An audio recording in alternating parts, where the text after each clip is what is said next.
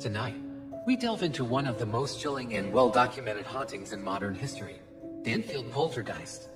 Imagine this, it's a quiet night in 1977, in a humble North London home. Young Jana Hodgson lies awake in her bed, when a faint but persistent knocking sound begins. It's not coming from next door, or downstairs. It's coming from inside the wall, right behind her head. This was just the beginning. The activity escalated with terrifying speed. Janet's mother, Peggy, rushed into the room one evening to find a heavy wooden armchair sliding across the floor all by itself. Her initial disbelief turned to sheer terror as objects began to take flight. Toys, books, and even furniture were hurled violently across the room, smashing against the walls as Peggy desperately tried to shield her children. The knocking grew from a faint tap to a thunderous, rhythmic pounding that seemed to shake the very foundations of the house, causing cracks to appear in the wallpaper. Desperate for help, the family's plight attracted paranormal investigators Maurice Cross and Guy Lyon Playfair. They arrived with their 1970s gear, reel-to-reel tape recorders, and bulky cameras. Determined to capture proof, their skepticism was quickly challenged. They documented them. Relentless knocking, the flying objects, and something even more unsettling. On one occasion, a camera left recording in a hallway captured a fleeting, blurry shape, a shadowy form moving faster than any human could. But the most disturbing evidence was yet to come. The entity seemed to focus its attention on young Jeanne. In a now infamous recording, a deep, gravelly voice, completely unnatural for a young girl, emanated from her.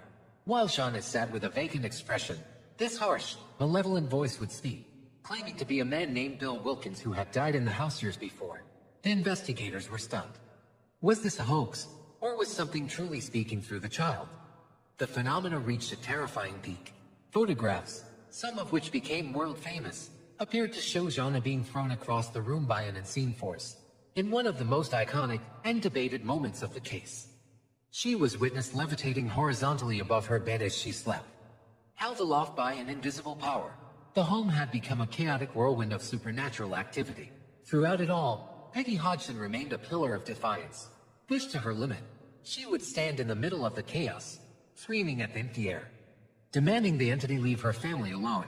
As she yelled, the lights throughout the house would flicker violently, as if the entity was responding to her challenge with its own show of force.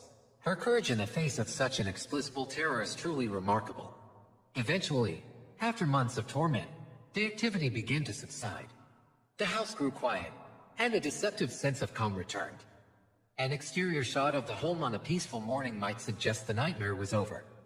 But a closer look reveals a window, securely locked the night before, now stands slightly ajar.